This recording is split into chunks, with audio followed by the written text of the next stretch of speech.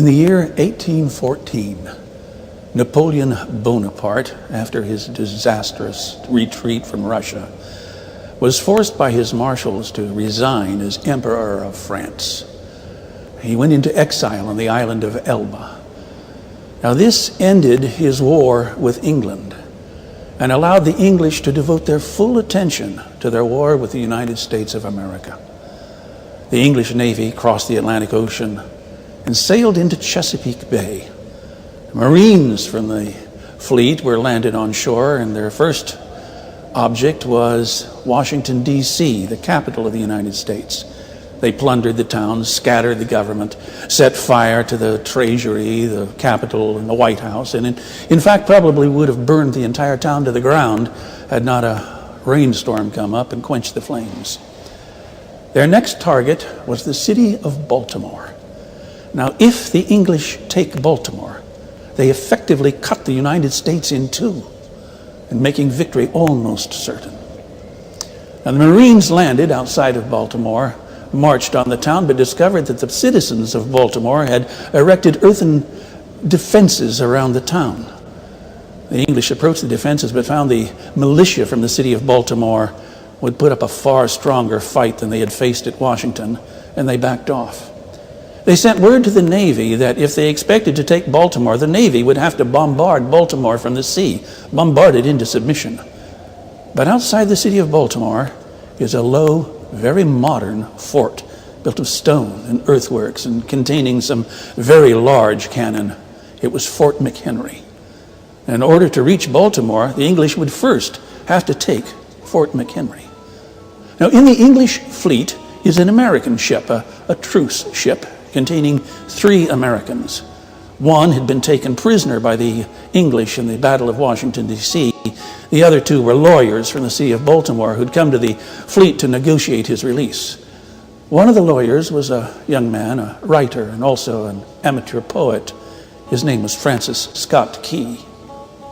Now, the negotiations for the release of the prisoner had been successful, and the Americans were on board the ship ready to return to Baltimore, but the English stopped them again, because the English were afraid they might bring word back to Baltimore of the impending bombardment. That night, September 12th, the English fleet, under cover of darkness, maneuvered to within gun range of Fort McHenry. Before dawn, the bombardment began. It lasted all day long and well into the night. And Francis Scott Key and his companions could hear the booms of the cannon and see the flash of the guns. Into the night, the bombardment lasted until just before dawn, the guns grew silent. That meant that one side had given up. But which one? There was no way to know until the first light of dawn would give them enough light to see which flag flew over Fort McHenry. Would it be the Union Jack, or would it be the American Stars and Stripes? Now, Fort McHenry had 2 flags. It had a regular flag, a storm flag that was flown on normal days. It also had a parade flag. Now, this was a huge flag. It was 40 feet long and 32 feet deep. As the first light of dawn illuminated the fort, Francis Scott Key could see, gently fluttering in the breeze, the parade flag, the Stars and Stripes.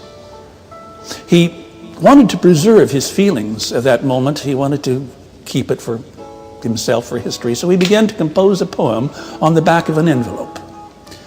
A few days later, when he returned to Baltimore, the Americans had won the battle. He finished the poem, and it was published in the Baltimore newspaper. It was published under the title, "In Defense of Fort McHenry." Now, other newspapers on the East Coast picked up the poem in the newspapers, and they published it too. And at some point, someone discovered that the poem fit very well the tune of "To Anacreon in Heaven." That was an English drinking song that the English had made very popular, and everybody in America knew it. So the poem was published up and down the country, and the Army and the Navy quickly adapted it as an anthem that they would sing on special ceremonial occasions. And for a long time, all 4 verses of the poem were sung. But as America became friends with England again, it became advisable to drop the last three verses. They are not very complimentary to the English at all. So only the first verse is sung. In 1931, the United States Congress declared that this song, the Star-Spangled Banner, shall be the national anthem of the United States of America. And it is sung on public occasions. The men and women are required to stand. The men remove their hats and place their right hand over their heart. Today, few people are aware of the fact that there are three more verses to the Star-Spangled Banner. Or rather, I should say, there are three more verses to In Defense of Fort McHenry. I'd like you to hear all four verses of that poem.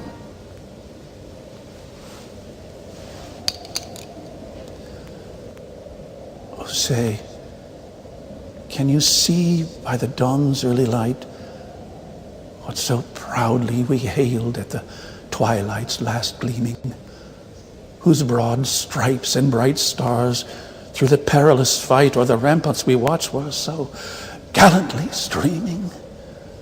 And the rocket's red glare, the bombs bursting in air, gave proof through the night that our flag was still there. Oh, say, does that star-spangled banner yet wave o'er the land of the free and the home of the brave? On the shore, dimly seen through the mists of the deep, where the foe's haughty host in dread silence reposes, what is that which the breeze or the towering steep, as it fitfully blows, half conceals, half discloses? Now it catches the gleam of the morning's first beam, in full glory reflected, now shines on the stream. 'Tis the Star-Spangled Banner.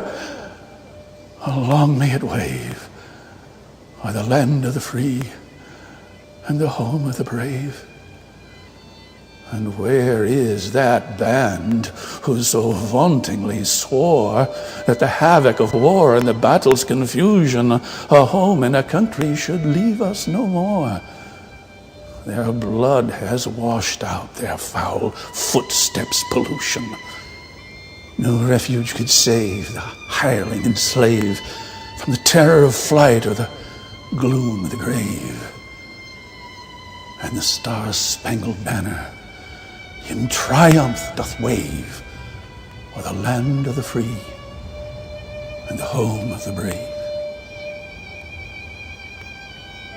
Thus be it ever, when free men shall stand between their loved homes and war's desolation. Blessed with victory and peace, may the heaven-rescued land praise the power that hath made and preserved us a nation. And conquer we must, when our cause is just. And this be our motto: in God is our trust. And the Star-Spangled Banner in triumph shall wave o'er the land of the free and the home of the brave.